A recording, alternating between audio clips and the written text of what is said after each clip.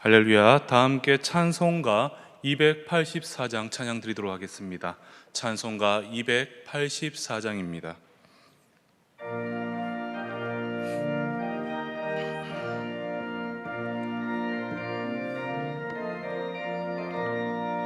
오랫동안 모든 죄 가운데 빠져 더럽기가 한량 없던 우리들, 아무 공로 없이 구원함을 얻어 하나님의 자녀 지금 되었네.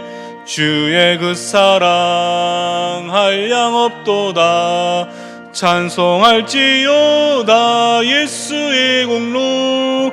주의 그 사랑 한량 없도다. 찬송할지어다 예수의 공로. 주의 보혈로서 정결하게 씻겨 죄악에서 떠난 몸이 되었고, 세상 근심 구름 간 곳 없어지니 하나님의 빛이 영화롭도다. 주의 그 사랑 한량 없도다. 찬송할지어다 예수의 공로. 주의 그 사랑 한량 없도다. 찬송할지어다 예수의 공로. 죄의 깊은 잠 같은 세상의 꿈을 어서 깨어나라 나의 친구여. 은혜 받은 날과 구원 얻을 때가 지금 온 세상에 선포되었네. 주의 그 사랑 한량 없도다.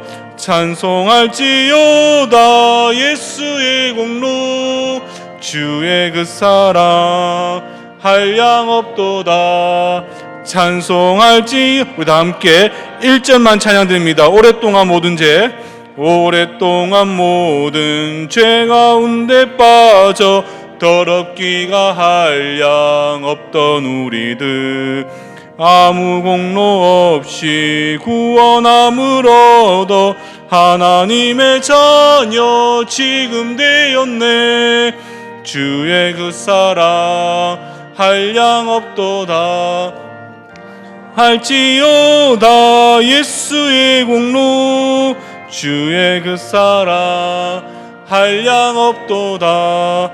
찬송할지어다 예수의 공로. 제가 기도하겠습니다. 존귀하고 거룩하신 하나님, 감사합니다. 또 우리 수요 기도회로 우리 성도님들 예배의 자리에 불러주심에 참으로 감사합니다. 이 시간 함께 말씀을 나눌 때 성령님께서 이 자리에 임재하여 주시고 우리 모두가 심령 깊숙이 하나님의 말씀을 새길 수 있는 귀한 시간 되게 하여 주시옵소서. 지금 담임 목사님 또 말씀을 전하기 위해 집회를 위해 또 출타 중에 계십니다. 그곳에서 또 말씀을 전하실 때 성령님께서 크신 은혜 더하여 주시옵소서. 감사드리며 예수 그리스도 이름 의지하여 기도드리옵나이다. 아멘.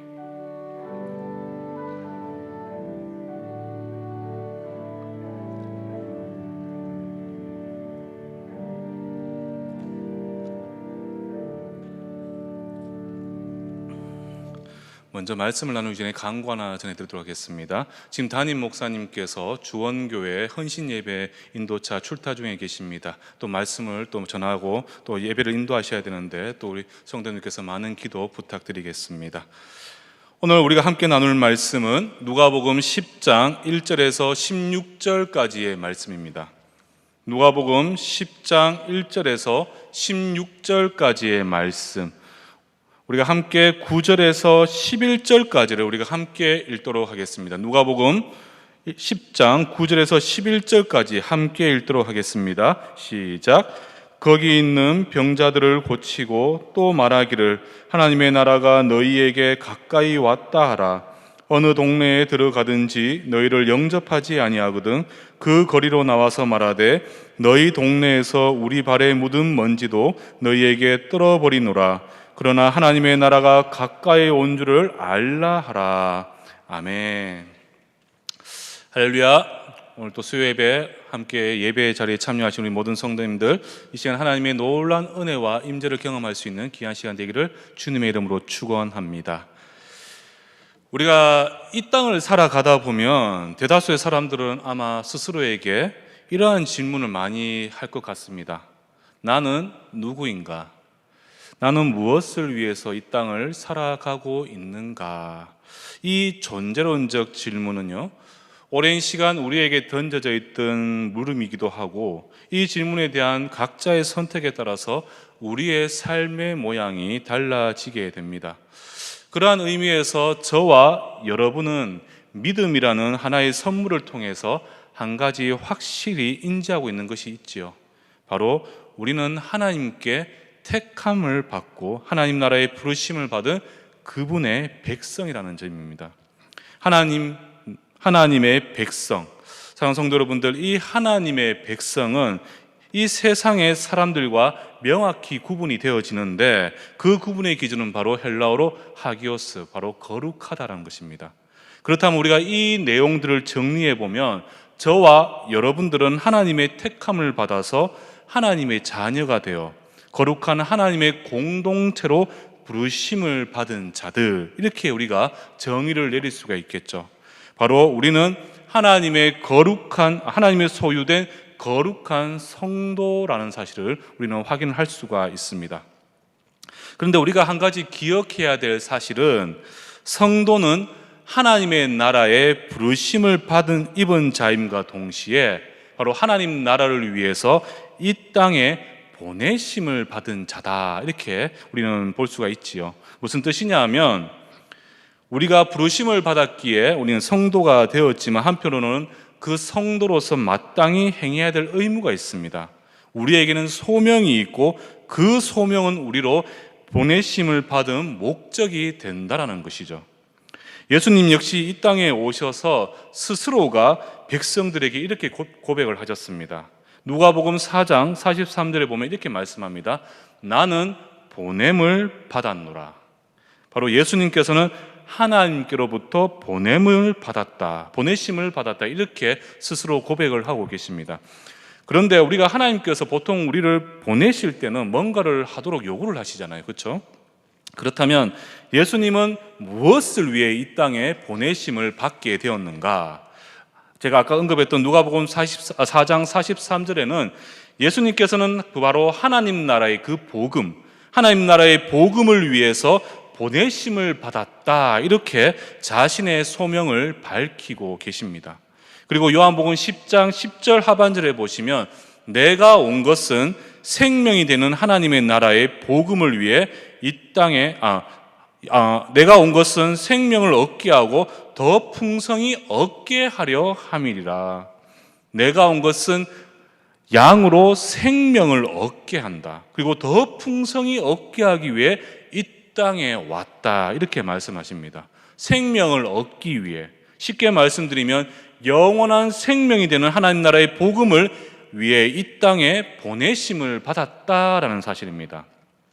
여기서 생명이라는 것은요, 우리가 한자로 한번 그 의미를 살펴보면 살생, 그리고 명할명, 그리고 살라는 명령이다, 이렇게 볼 수가 있겠죠. 그런데 이 생명에 대해서, 그리고 그리스도인의 소명에 대해서 제가 우연히 한 유튜브를 보다가 어떤 목사님이 이 생명을 이렇게 정의한 것을 보았습니다. 바로 무엇이냐면, 이 살라고 하는 이 명령, 이 생명을 우리가 뒤집어 생각해 보면 명을 살아내는 것, 이렇게 정의를 내릴 수가 있다는 것이죠. 살라는 이 명령, 이 생명은 바로 명을 살아내는 것, 이렇게 우리는 정의를 내릴 수가 있다는 것입니다. 그렇다면 누구의 명인가? 바로 우리를 보내시는 하나님, 그분의 명을 온전히 살아내는 것, 이것이 바로 우리의 소명이다. 그리고 예수 그리스도께서는 그 명을 위해 이 땅에서 그 하나님의 그 영광의 길을 걸어가셨다, 이렇게 우리는 볼 수가 있다는 것입니다. 다시 한번 말씀드리지만, 우리를 이 땅에 보내신 그 하나님의 명을 살아내는 것, 바로 예수님이 하셨던 하나님 나라의 생명의 복음을 이 땅에 전하는 것, 바로 이것이 성도로서의 참된 소명이다, 이렇게 우리는 볼 수가 있다는 것입니다. 그런 점에서 오늘 우리가 살펴볼 이 누가복음 10장 1절에서 16절까지의 말씀은 성도에게 주어진 그 소명, 바로 예수 그리스도의 복음을 전하는 이 일에 있어서 이 일이 크게 네 가지의 특징이 있음을 우리에게 보여주고 있습니다. 그럼 첫 번째, 우리 오늘 본문을 통해서 볼 수 있는 복음을 전하는 그 소명, 그 일의 특징 첫 번째는 무엇인가? 바로 성도의 모든 사역에 있어서 복음을 전하는 일의 우선함과 긴박성, 시급함을 우리는 볼 수가 있습니다. 바로 복음을 전하는 이 일은 모든 일들의 가장 우선순위가 되고 가장 시급하고 긴박함을 다투고 있다는 사실입니다. 무슨 말이냐면 4절을 보시면 예수님께서 제자들에 이렇게 명하십니다. 전대나 배낭이나 신발을 가지지 말며 길에서 아무에게도 문안하지 말며. 이 복음을 전하는 일은, 바로 예수 그리스도를 증거하는 일은 특별한 준비를 할 새도 없이 지금 당장 이루어져야 되는 시급하고 가장 중요한 일이라는 점입니다. 그런데 여기서 우리가 한 가지 확인해야 될 것은 왜 복음을 전하는 것이 그렇게 중요하고 시급한 일인 것인가? 단순히 예수님의 복음을 전하는 것이 그냥 우리에게 의무라서 중요한 것인가? 그냥 우리가 단순히 생각을 해보면 지금 못하면 내일 하고 내일 못하면 모레 하고 안 되면 되는 대로 하면 되는 것 아닌가? 우리는 이렇게 생각을 해볼 수가 있습니다. 어쨌든 예수님만 전하면 우리는 할 일을 다 한 것이 아닌가? 우리의 의무는 끝난 것이 아닌가? 이렇게 생각할 수가 있지요. 그런데 이것을 이해하려면 이 소명 첫 번째, 이것이 시급하고 왜 모든 일에 우선을 두어야 되는가, 이것을 이해하기 위해서 우리는 하나님 나라의 개념에 대해서 우리는 정확히 알 필요가 있습니다. 우리가 9절에 보면 하나님 나라는 단어가 나오는데 이 개념에 대한 정확한 이해가 필요한데, 제가 간단히 정리해드리면요, 이 하나님 나라라는 것은 아직 완성되지 않은 종말론적인 실제, 존재하게 될 실제이면서 영원히 멸망하지 않는 영속적인 의미를 가지고 있습니다. 완성되지 않는 종말론적 의미에서의 실제이고 영원히 멸망하지 않는 영속적인 의미를 가지고 있다는 것이죠. 그리고 이것은, 이 하나님의 나라는 단순히 눈에 보이는 세속적이고 군사적이고 정치적인 왕국을 의미하는 것이 아니라 사람들의 마음과 삶 속에서의 하나님의 지배와 통치를 의미하고 있다는 것입니다. 단순히 눈에 보이는 제도적이고 정치적이고 군사적인 왕국, 이러한 나라를 의미하는 것이 아니라 바로 하나님의 통치와 지배를 의미하는 것이다, 이렇게 보시면 되는 것이죠. 무슨 말이냐면 헬라어로 이 하나님의 나라를 우리는 바실레이아 투데오라고 이야기합니다. 그런데 여기서 바실레이아라는 것은 단순히 눈에 보이는 세속적인 영토를 가진 나라의 개념이 아니라 보이지 않는 통치의 의미를 가지고 있다는 것이죠. 투데우, 바로 하나님의.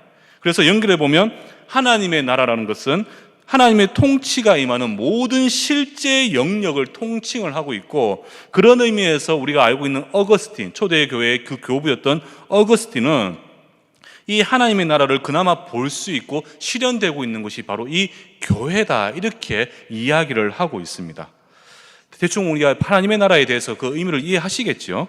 그런데 이 하나님의 나라가 그러면 언제 이것이 완성이 되느냐? 제가 아까 말씀드렸지 않습니까? 완성되지 않은 종말론적인 실제라고 말씀드렸는데, 이 하나님의 나라는 언젠가는 이게 완성이 됩니다. 그렇다면 이것이 언제 완성이 되겠습니까? 바로 예수께서 재림하실 때 이 하나님의 나라는 완성이 된다, 이렇게 이야기를 합니다. 그런데 우리가 한 가지 짚고 넘어가야 되는 것은 예수님이 언제 이 땅에 다시 오실 것인가? 혹시 성도님들 알고 계십니까? 내일 오신다는, 옛날에 우리 89년도인가? 그때 어떤 이단은 이렇게 이야기했죠. 곧 예수님이 오셔서 다들 휴거한다. 저는 그때 서남시장에서 돌 던지면서 욕도 했었습니다. 제가 말도 안 되는 소리라고 막 그렇게 싸우기도 했었는데, 한번 생각해 보십시오. 예수님 언제 오십니까? 다시 오시는 그날 여러분들 알고 계십니까? 아무도 알 수가 없지요.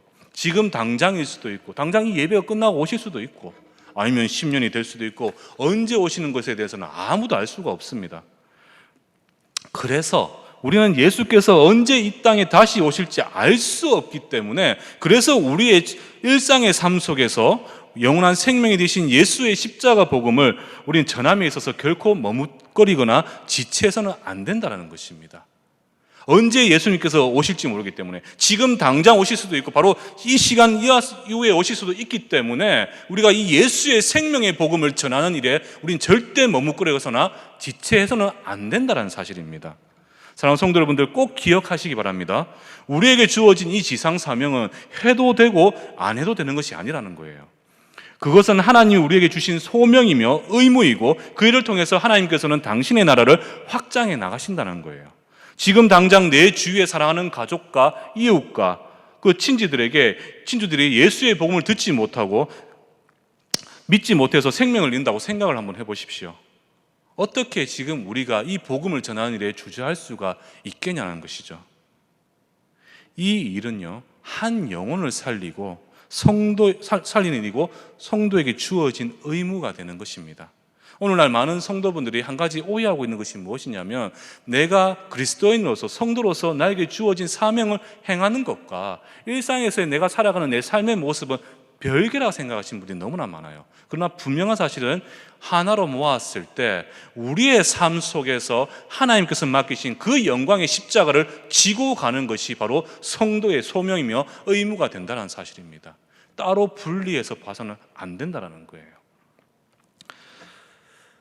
그렇기 때문에 어떠한 일보다도 이 예수 그리스도의 십자가 생명의 복음을 전하는 일, 이 일이 우선이 되어야 되고, 지체해서도 안 되고, 지금 당장에도 예수를 알지 못하는 이들에게 전해야 되는 것, 이것이 우리가 해야 될 첫 번째 일이고, 이 복음을 전하는 일의 특징의 첫 번째 특징이 된다는 사실을 꼭 기억을 하셨으면 좋겠습니다. 그리고 이제 복음을 전하는 일에 있어서 두 번째 특징, 이 특징은 바로 하나님, 그분에 대한 신뢰입니다. 신뢰. 우리가 이제 복음을 전하는 일에 있어서 가장 중요한 전제 요건이 무엇이냐면, 하나님에 대한 철저한 신뢰가 바탕이 되어져야 된다는 겁니다. 그렇다면 무엇에 대한 신뢰인가? 그것이 중요하겠죠. 단순히 하나님을 신뢰한다고 입술로는 고백하지만 구체적으로 무엇에 대한 신뢰인가라는 것이 우리는 가지고 있어야 되지 않겠습니까?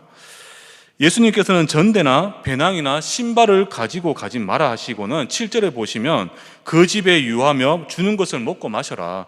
8절로 일꾼이 그 삭을 받는 것이 마땅하다, 이렇게 말씀을 하십니다. 비록 복음을 전할 때 그 일이 중요하고 긴박해서 준비 없이 그 일에 매진한다 하더라도 우리의 모든 필요를 어떻게 주신다는 겁니까? 하나님께서는 알아서 채워주신다는 것입니다. 당신께서 우리에게 명하신 그 일을 위해 우리는 최선을 다해 먼저 수고하며 나아갈 때 그 나머지 모든 필요한 것들은 하나님께서 채워주신다는 그 확신이 우리 안에 있어야 된다는 것이죠. 이 내용의 의미를 조금 더 우리가 이제 확장을 해보면, 성도가 자신에게 주어진 그 소명을 감당할 때는 우리는 먹고 마시는 필요뿐만 아니라 그 수고를 위해 모든 재반 준비나 필요를 작은 것까지 하나님께서 채워주시는, 그 책임져 주시는 그것에 대한 신뢰와 그 확신이 우리에게 있을 때 우리는 정말 하나님의 복음을 온전히 우리는 전하는 일에 수고를 감당할 수가 있다는 것이죠.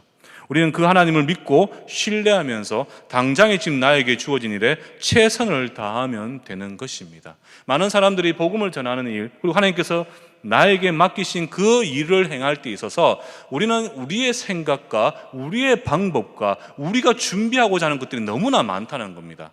그러나 예수님께서는 분명히 이 제자들을 세우면서 말씀하십니다. 마태복음에는 동전을 가지고 가되 사지 마라, 이런 말씀도 하시고, 이 본문을 통해서 뭐라고 말씀하십니까? 전대도 배낭도 가지고 신발도 가져가지 마라. 그럼 어떻게 전도하는 겁니까? 말씀을 전할 때 하나님께서는 그곳에 이미 모든 필요를 채워주실 하나님의 사람들을 세워주시고 그 필요를 채워주신다는 것이죠. 물론 인간적인 면에서 우리가 생각을 해보면 하나님이 눈에 보이면 좀 더 신뢰가 갈 것 같은데, 우리 눈에는 하나님이 보이지가 않지 않습니까? 하나님이 이제 우리의 이 모든 것들을 눈에 보이지 않는 하나님께 맡긴다는 것은 쉽지가 않습니다. 그러나 분명한 사실은 우리는 보냄을 받는 자들이고, 보내시는 분은 누구십니까? 바로 우리의 하나님이 되신다는 것이죠. 이 복음을 전하는 일의 주체가 많은 사람들이 나 스스로라 생각하시겠는데, 그것이 아니라 이 복음을 일을 전하는 주체는 내가 아니라 하나님이 되신다는 겁니다. 그렇기 때문에 무슨 일을 하든지 그 일을 위해 정말 작은 우리의 필요까지 채워주실 하나님에 대한 전적인 믿음과 신뢰가 있을 때, 전제 조건입니다. 그 믿음과 신뢰가 있을 때 우리는 우리를 도우시는 에베네셀의 그 하나님을 바라보면서 그 사명을 끝까지 완수할 수가 있다는 사실입니다. 사랑하는 성도 여러분들, 다시 한번 말씀드리지만 우리가 하나님께서 맡기신 그 일을 할 때 우리의 생각과 인간의 이성과 세상의 기준으로 그 문제를 바라보면 안 된다는 겁니다. 하나님께서는 우리의 모든 것을 그 필요를 채워주실 것이고 우리가 나아가기에 앞서 먼저 나아가서 그 길을 열어놓으실 거고 우리가 전하는 주체가 아니라 우리를 보내시는 하나님께서 그 모든 일의 주체가 되신다는 겁니다. 우리가 그 사실을 믿고 인정하게 된다면 우리의 사역은 또 다른 하나님 뜻에 합당한 사역으로 바뀌게 된다는 것이죠. 저는 이 말씀을 준비하고 특히 이 부분을 준비를 하면서요, 불현듯 제가 옛날 기억이 하나 생각이 났습니다. 뭐냐 하면 95년도, 6년도에 아마 그럴 건데, 제가 청년부 시절에 이제 저희 아마 아실 겁니다. 경남 하동 지역에 저희가 전도 여행을 청년부 때 갔었습니다. 여름에 갔었는데, 저는 이제 어떤 지역에 단기 선교를 간 적이 있는데 그곳에는 연세 지긋한 전도사님 부부가 조그만 교회를 하나 세워서 그 지역을 섬기고 계셨어요. 근데 그 교회에는 성도가 몇 분이 계셨냐면 딱 한 분 계셨습니다. 정말 홀로 되신 아주 연세 많으신 할머니 한 분이 그 교회의 유일한 성도셨고, 그 전도사님은 자신의 집 한켠에 조그만하게 교회를 개조해서 교회로 세우고 계셨습니다.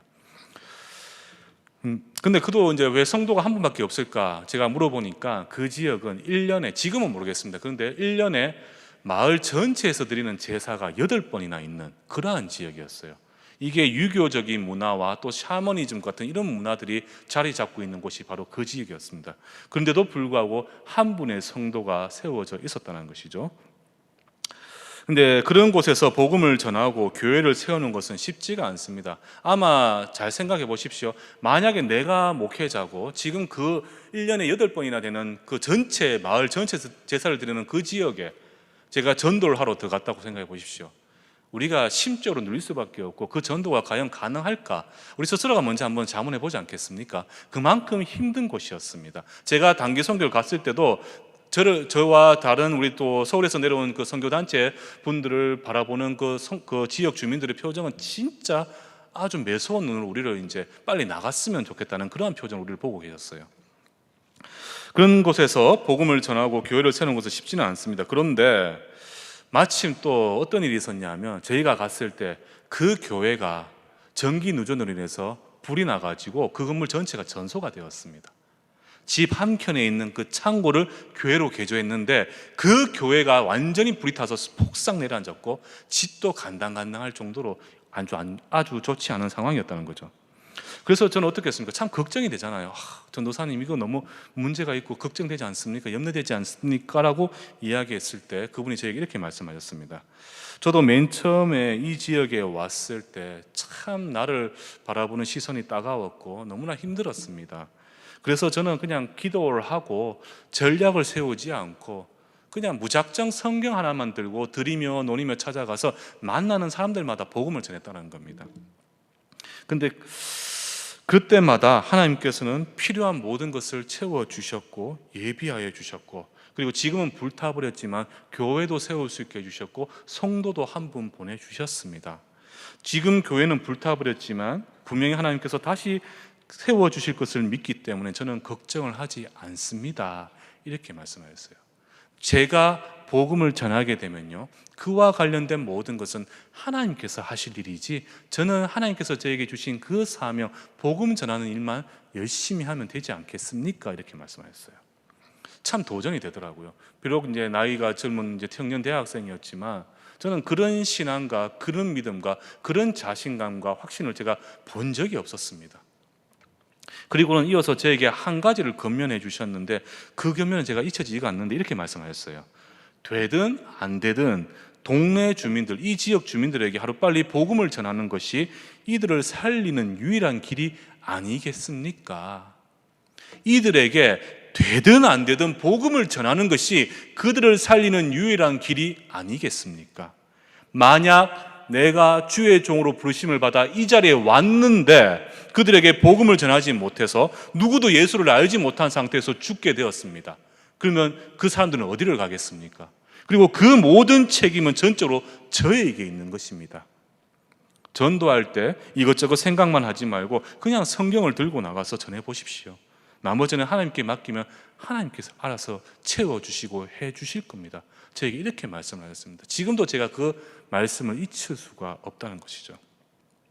복음을 전하는 것, 우리 인생에서 가장 중요하고 시급한 일이고 그 일을 위해 하나님께서 우리의 필요를 채워주실 것이라는 그 확신, 이것은 바로 하나님에 대한 신뢰가 되는 것입니다. 전도사님은 그 소명, 성도에게 주어진 그 소명에 대해서, 그 일에 대해서 정확하게 알고 계셨고 이행하고 계셨다는 것이죠.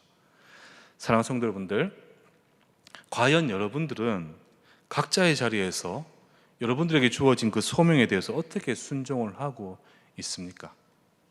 여러분들은 하나님의 부르심을 받은 하나님의 백성이고 주의 성도들입니다. 그리고 여러분들은 각자의 삶의 처소와 또 그 곳곳에 가서 직접 일터도 있고 각각 삶의 처소에서 여러분들은 그 처소에 보내심을 받은 자들입니다. 과연 여러분들은 어떻게 여러분들에게 주어진 그 소명에 대해 순종을 하고 계시냐는 것입니다. 지금 코로나 사태로 인해서 이제 사람들의 마음이 많이 각박해졌습니다. 교회라는 말 꺼내기만 해도 사람들은 매서운 눈초리로 우리를 바라보고 있는 시대입니다. 게다가 이제 성도와 교회를 향한 세상의 핍박은 날마다 더 심해지고 있다는 것은 자명한 일이고요. 어떻게 보면 3절 말씀처럼 복음을 들고 선 우리는 수많은 일에게 둘러싸인 한 마리 양과도 같다, 이렇게 볼 수가 있겠죠. 그러나 분명한 사실은요, 이러한 현실이라 할지라도 저와 여러분들에게 주어진 의무와 사명은 변함이 없다라는 사실입니다. 어느 시대건, 그때가 그리스도인들이 핍박받는 시대이건 혹은 교회가 부패하고 타락한 시대이건 분명한 사실은 항상 복음을 전하는 일이 최우선이 되어 왔다라는 사실이죠. 저희가 이제 역사를 공부해 보면요, 이제 탁발 수도 사회라 그래가지고 이제 중세 시대에 이제 수도사들이 있었는데 그들은 흔히 말하는 구걸 수도사 이렇게 이야기를 합니다. 프란시스 이제 수도사, 이렇게 수도사회 사람들은 이제 소형재단이라 그래서 그들은 청빈하고 구걸을 하면서 복음 전하는 일에 매진하는 사람들을 우리는 그 탁발 수도사 이렇게 이야기를 하는데, 그 시대가 언제냐 하면 바로 암흑의 시대, 다크 에이지라고 하죠. 정말 기독교가 부패하고 타락한 그 시대에 정말 세상 사람들이 기독교를 향해서 비난하고 욕을 하는 그 시대에 그들은 오히려 그 청민한 삶을 가지고 모든 것을 하나님께 맡기고 복음을 전하는 일에 가장 최우선을 했던 사람들이 바로 그 사람들이라는 것이죠. 그 사람들을 통해서 유럽 곳곳에 어떻게 됩니까? 복음의 씨앗이 더욱더 많이 뿌려지게 되었다는 사실입니다. 어떤 상황에 처해 있건, 내가 지금 어떠한 상황에 있다 할지라도 지금 나에게 가장 중요한 일, 지금 내가 가장 먼저 해야 될 일은 다름 아니라 예수 그리스도의 십자가 복음을 전하는 것이고, 그 전함에 있어서 이것저것 다 재고 생각할 것이 아니라 내가 나가는 그 길에 먼저 앞서서 그 모든 일을 행하실 하나님을 신뢰하고 확신하며 나아갈 때 우리는 그 모든 수고를 감당할 수가 있다는 사실입니다. 빌립보서 4장 19절 말씀 이렇게 말씀합니다. 나의 하나님이 그리스도 예수 안에서 영광 가운데 그 풍성한 대로 너희 모든 쓸 것을 채울 것이니라. 우리가 이 말씀을 의지하여 믿음으로 우리를 도우실 하나님을 신뢰하고 의지한다면 분명한 사실은 우리가 그리스도의 복음을 전하는 일에 전심전력할 수 있도록 나머지 모든 것은 하나님께서 책임져 주신다는 것이죠. 물론 어떠한 방법으로 하나님이 그 일을 하신 우리는 알 수는 없습니다. 그러나 하나님의 때 하나님의 가장 좋은 방법으로 우리가 그 일에 전심전력 매진할 수 있도록 하나님께서는 그 길을 선하게 인도하시고 도우시게 된다는 사실입니다. 자, 그렇다면 우리가 이제 복음을 전하는 이 소명, 이 일에 있어서 세 번째 특징은 바로 무엇인가? 어떠한 일을 하든지 어떠한 사역을 하든지 간에 예수 그리스도를 전하는 것이 되어야 된다는 겁니다. 우리가 가지고 있는 이 소명의 특징, 우리가 복음 전하는 일의 특징 세 번째는 무엇이냐면 어떠한 일이든지 그것은 바로 그리스도를 전하는 것이 되어야 한다는 사실이죠. 무슨 말이냐 하면 5절로 평안을 빌어주는 것도 있고 필요하고 9절로 상반절에 보시면 병자를 고치는 일도 중요합니다. 그러나 가장 중요한 것은 하나님 나라가 가까이 왔음을 선포하는 것이죠. 쉽게 말씀드려서 여느 사역들도 결국에는 예수를 증거하고 복음을 전하는 그 일을 위해서 필요하다라는 사실입니다. 사도행전 3장을 보시면 베드로와 요한이 성전 미문에 있는 앉아서 걷지 못하는 일을 치유해주고 나서 어떻게 합니까? 곧바로 그 일을 행하신 예수 그리스도를 전하는 모습을 우리 볼 수가 있지요. 그리고 바울과 바나바는 어땠습니까? 사도행전 14장의 루스드라에서 걷지 못하는 사람을 일으켜 세우고는 그 일을 통해서 그 지역에 그리스도의 복음을 전하는 것을 우리는 볼 수가 있었다는 겁니다. 치유하고 구제하면서 또 여러 일들을 돕더라도 그 모든 사역은 바로 결국 예수 그리스도의 십자가 복음을 전하는 일로 귀결이 되어야 한다는 사실입니다. 우리 교회에 이제 오병이어 사역이 있지 않습니까? 많은 사람들이 알지 못하고 그냥 우리가 곁에서 보게 되면 이 오병이어 사역은 그냥 뭐 힘들고 어려운 어르신들을 그냥 밥 한 끼 제공하고 우리가 여러 가지 레크레이션 하고 이발을 해드리고 그 정도로만 보는데 이 오병이어를 우리가 잘 보면 무엇이 중심이냐? 바로 예배를 통해서 그분들에게 예수를 증거하는 것이 그 사역의 핵심이란 것이죠. 단순히 식사를 제공하고 그분들을 이발을 해드리고 그냥 재미있게 해드리는 것이 아니라 우리는 그 사역을 통해서 바로 예배를 통해 그 예수의 십자가 복음을 전하는 일이 그 사역의 중심이고 핵심이라는 것입니다. 오늘날 교회의 성도들이 이제 곳곳에서 선한 사역을 많이 감당하고 지역을 섬기고 있지 않습니까? 그러나 정작 우리를 향해 바라보는 그 따가운 시선을 인해서 그런 수고와 헌신을 하면서도 정작 그리스도의 복음을 전하지는 잘 못한다는 사실입니다. 어떤 이들은 이렇게 이야기도 합니다. 섬기는 것만, 우리가 이 지역을 섬기고 어려운 이들을 섬기는 것만으로도 교회의 이미지가 달라지고 있고 우리를 바라보는 시선이 좋아지고 있습니다. 그래서 굳이 우리가 이 예수님이 어떻고 이 복음이 어떻고 전하면 괜히 우리 이미지가 나빠지기 때문에 그냥 우리는 교회를 좋게 이미지하기 위해서 이렇게 좋은 일만 하면 되지 않겠습니까? 라고 말씀하시는 분들도 계십니다. 맞는 말일 수도 있겠지요. 그러나 성경은 우리에게 분명히 말씀을 하고 있습니다. 평안을 빌어주고 병을 고치더라도 또 말하기를 하나님의 나라가 너희에게 가까이 왔다. 하나님의 나라가 가까이 온 줄을 알게 하라. 사랑하는 성도 여러분들, 누가복음 4장 18절에 이렇게 말씀을 합니다. 주의 성령이 내게 임하였으니 이는 가난한 자에게 복음을 전하게 하시려고 내게 기름을 부으시고 나를 보내사 포로된 자에게 자유를, 눈먼 자에게 다시 보게 함을 전파하며 눌린 자를 자유롭게 하고 복음을 전하게 하시려고, 바로 우리의 소명, 바로 예수를 증거하고 복음을 전하는 것입니다. 그리고 예수의 사랑으로 이웃을 섬기며 도와야 한다는 사실이죠. 무엇이 주가 되고 무엇이 우선이 되어야 되는지를 정확하게 분별을 해야 된다는 것입니다. 다시 한번 말씀드리지만 우리가 교회에서 하든 아니면 어느 곳에서 우리가 우리가 하나님의 일을 하든 모든 사역은 바로 예수 그리스도 그 십자가 복음을 전하는 일로 귀결이 되어야 한다는 사실이죠. 그 모든 사역 위에 예수 그리스도가 없고 십자가 생명의 복음이 없다면 그 사역은 죽은 사역이나 마찬가지입니다. 꼭 기억하십시오. 예수님께서는 이 오늘 본문을 통해서 이 복음을 전하는 일의 특징 네 가지 중에 세 번째로 무엇을 말씀하시느냐? 어떤 사역이든지 바로 예수를 증거하는 것이 되어야 한다. 우리에게 말씀을 하고 계십니다. 자, 그러면 마지막 네 번째 특징은 무엇일까? 바로 이제 복음에 대한 거부. 이 생명의 복음에 대한 거부는 심판의 이유가 됩니다. 12절에서 16절까지를 보면 결국 제자들은 영접하지 않고 그들이 전하는 복음을 거부하게 될 때 어떠한 일이 벌어지는가에 대해서 여러 가지 비유를 통해서 보여주고 있죠. 어떻습니까? 한번 읽어보시면 어떻습니까? 끔찍하지 않습니까? 저는 이 12절에 특별히 소돔과 비교되는 것을 보면서 저는 좀 끔찍하고 두렵다는 생각도 들었습니다. 우리가 소돔이 어떠한 곳이었고 그것이 하나님의 진노로 해서 어떠한 심판을 받았는지 이미 알고 있지 않습니까? 소돔이 더 견디기 쉽다라고 말씀하시는 것은 어떻다는 겁니까? 우리가 하나님의 복음을 거부하고 예수의 십자가 그 생명의 말씀을 우리가 거부하고 부정하게 된다면 우리는 어떠한 심판에 이르게 된다는 겁니까? 물론 비유로 든 것이지만요, 그만큼 보고도 듣고도 깨닫지 못하고 받아들이지 않으면 결국 그 죄의 삭은 무엇입니까? 사망이고 영원한 멸망이 된다. 앞서 복음을 전하는 일이 우리의 삶에 있어서 그 어떠한 일보다 우선이 되어야 되는 그 이유, 시급하다고 제가 말씀드렸지 않습니까? 그 궁극적인 이유가 바로 여기에 있다는 것이죠.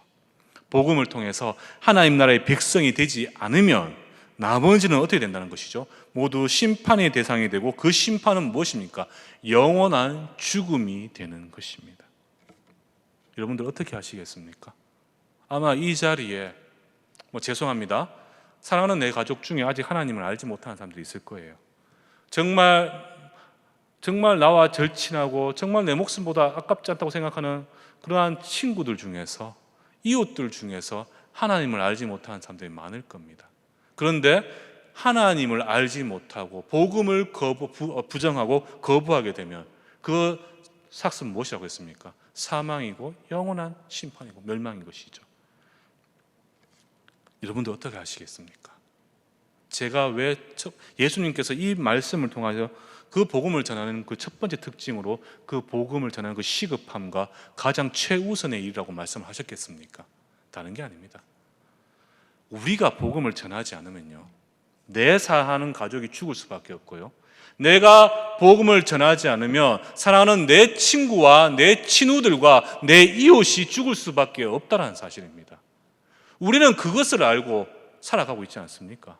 우리만 예수의 복음을 통해서 잘 먹고 잘 살고 이 땅에 살다가 천국 가면 되는 것입니까? 아니죠. 왜 우리에게 지상명령을 주셨겠습니까?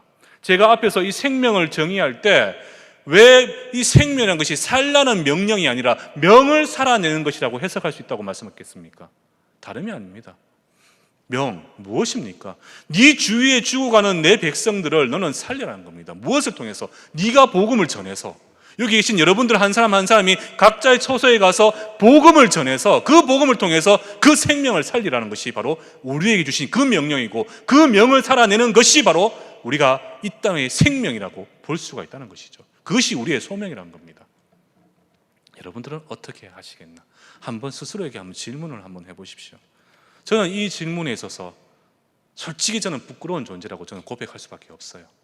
목사이지만 앞에서 이 생명의 말씀, 복음이 어떻다, 우리는 전도해야 된다, 제가 이렇게 여러분들에게 말씀을 전하고 있지만 정작 저는 과연 내 사랑하는 가족들에게, 내 친구들에게 과연 복음을 전했는가, 한번 제 스스로를 돌아볼 수 있는 시간이 되었습니다. 사랑하는 성도 여러분들, 여러분들은 어떻게 하시겠습니까? 한번 스스로에게 한번 자문해 보십시오. 그러면 지금 이후에 여러분들의 행동이 결정이 될 것입니다.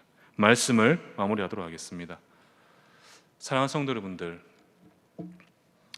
구한말, 우리가 이제 조선 말기에 대한제국이 있던 구한말 시대에 온 세상은요, 제국주의 열강의 침탈로 인해서 많은 나라가 침탈당하고 고통을 받고 있었습니다. 그래서 식민지의 사람들은 그 서구 열강에 대한 분노가 일었죠. 그래서 그 나라에서 온 선교사들을 되려 핍박하고 그들을 내쫓는 그러한 일들이 있었습니다. 우리나라에도 서구 열강의 많은 선교사들이 들어와서 복음을 전하고 있었죠. 만약에 그런 자신들을 향한 따가운 시선과 복음의 거부 앞에서도 선교사들은 자신들의 모든 것을 버려두고 어떻게 했습니까? 오직 복음을 전하는 일에 매진을 했었고, 그 결과가 바로 오늘날 이 대한민국 한국교회의 부흥을 이루게 되었다는 사실이죠. 만약 그때 그 선교사들을 향한 비난과 핍박으로 해서 그들이 이 땅을 포기했다라면, 이 조선을 포기하고 그들이 복음을 전하지 않고 이 땅을 떠났더라면 과연 지금 우리는 어느 자리에 서 있게 되겠습니까? 우리의 인생에 있어서 가장 중요한 일, 가장 시급하게 행해야 될 일, 아니야, 내가 지금은 돈을 좀 더 벌고 내 가족이 생겨서 조금 더 열심히 수고하고 노력해서 집을 한 채 사고 더 많은 노후 자금을 준비하고 그때서야 나는 내가 맡은 그 일을 감당하겠어가 아니라, 제가 앞에서 말씀드린 바와 같이 우리의 일상의 삶과 하나님의 그 사명은 분리되어질 수가 없다는 사실이죠. 우리의 인생에 있어서 가장 중요하고 가장 시급하게 행해야 될 일, 누군가는 거부하고 도리어 핍박과 고난이 온다고 할지라도 소명으로 주어졌기 때문에 목숨까지 아끼지 아니하겠노라 고백했던 사도 바울이 걸어갔던 그 길, 저 바로 영원한 생명이 되는 예수 그리스도, 이 진리의 복음을 전하는 일은 지금도 저와 여러분들에게 가장 중요하고 지금 당장 순종해야 될 우리의 의무가 되는 것입니다. 우리의 고단한 인생길 속에서 또 힘겨운 매일의 삶이라 할지라도 우리에게 그 주신 그 소명을 우리가 온전히 감당하게 될 때 우리는 20절 하반절로 어떠한 영광을 얻게 됩니까? 너희 이름이 하늘에 기록된 것을 기뻐하라. 이 놀라운 구원의 은혜와 기쁨을 누리게 됩니다. 매일의 삶에서요, 바로 이 보내심을 받은 70명의 제자들의 그 길을 걸어가실 수 있는 지금 당장 바로 복음을 전하는 일을 가장 최우선으로 두고 하나님께서 채워주실 그 놀라운 일들을 우리가 신뢰하며 확신하면서 그 영광의 길을 걸어가실 수 있는 복된 우리 내일교회 성도님들 되기를 주님의 이름으로 축원합니다. 우리 다 함께 우리가 찬송가 304장을 우리가 찬양 드리면서 준비한 헌금을 하나님께 올려드리도록 하겠습니다.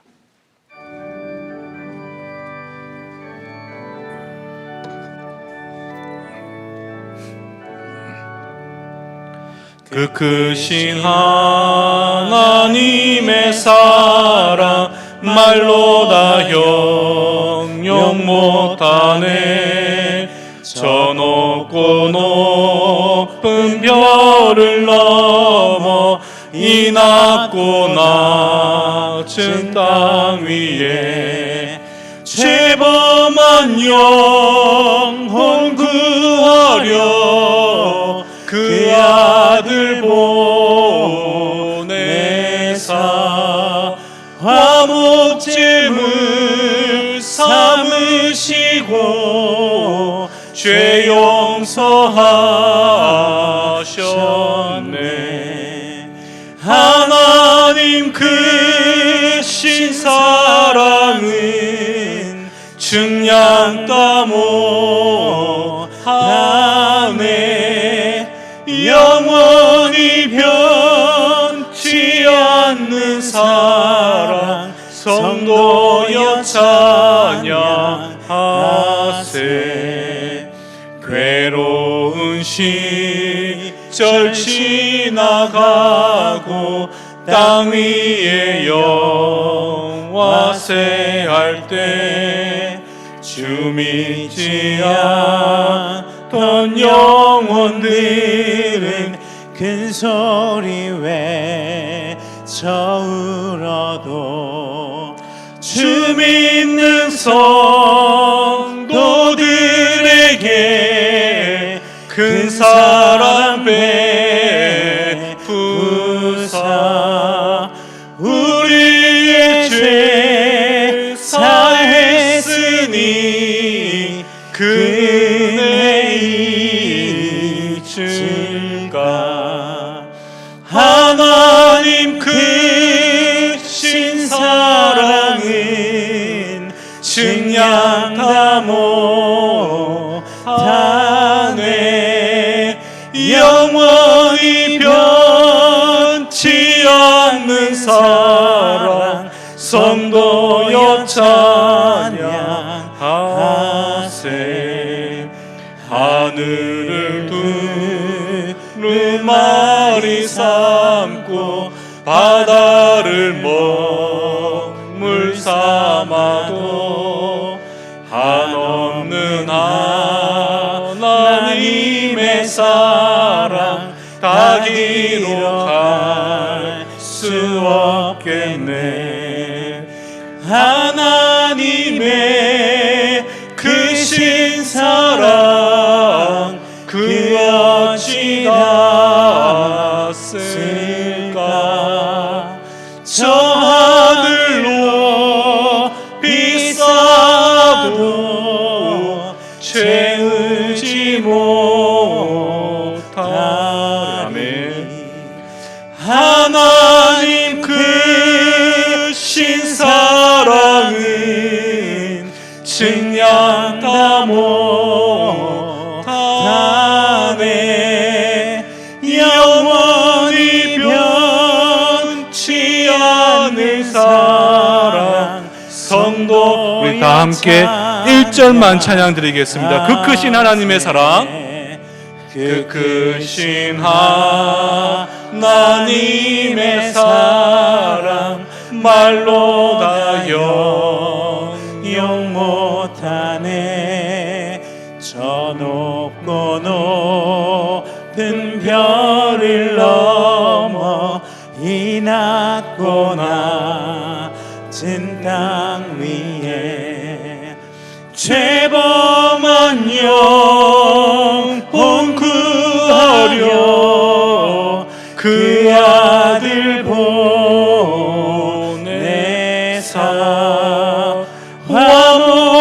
화목제물 삼으시고 죄 용서하셨네.